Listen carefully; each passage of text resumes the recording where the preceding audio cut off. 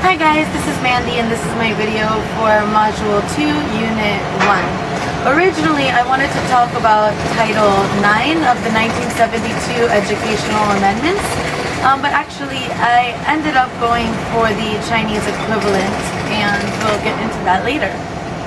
So Title 9 was created by the Department of Education's Office for Civil Rights and signed into law by Richard Nixon in 1972. It's what's still in place today and prevents gender discrimination in many aspects. Strengths include creating equal opportunity for males and females in the education system, as well as the fact that it's far-reaching in over 16,500 school districts, and it has increased participation in extracurriculars for females like sports. However, there still are weaknesses. This is only in government-funded schools, so technically, gender discrimination is not illegal in many other institutions. Now, the Chinese equivalent law, which is what I'm actually going to be talking about today, is paragraph 2 of Article 16 of the Law of the People's Republic of China on the protection of rights and interests of women and children. And notice how these two are put together, women and children. When enrolling students, a school shall not refuse to admit women or raise the admission criteria for women on the basis of sex, except in special situations. And notice again, except in special situations. Both the United States and China have created this loophole. In reality, the law went into effect as a result of increased economic growth and demand for labor. Thus, women needed to be educated in order to work. The current perspective is that there's mixed view on its effectiveness. When researching the proportions of males to females in Chinese universities, the lowest was 12% and the highest being 98%. 98 being a female college, so I'm not really sure where the other 2% are coming in.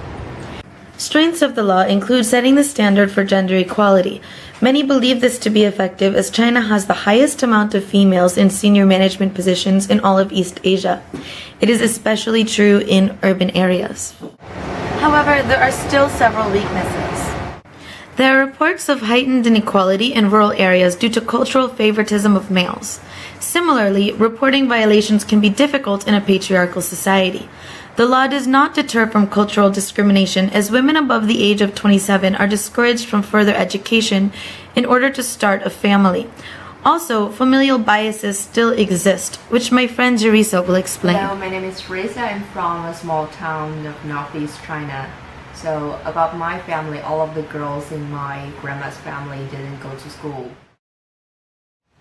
Even this happened like 60 years ago, but now still happen similar things. Like in the countryside, if the money is limited in the home, and you have to choose which one to go to the college or high school, most of the parents will choose the boys.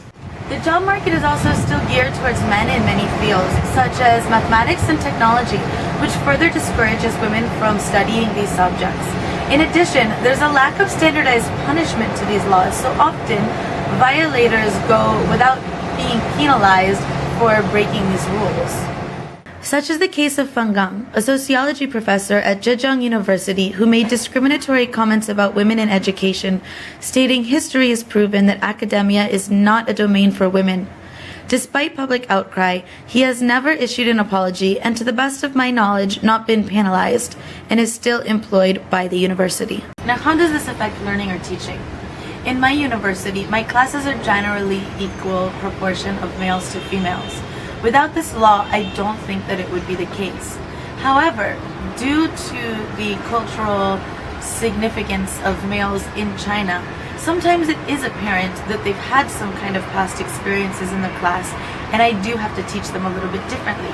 Sometimes the males will take over, especially if they're in a project of 2 male students and 1 female student. It's very easy for that female student to get overwhelmed by the male's vocalness in the project.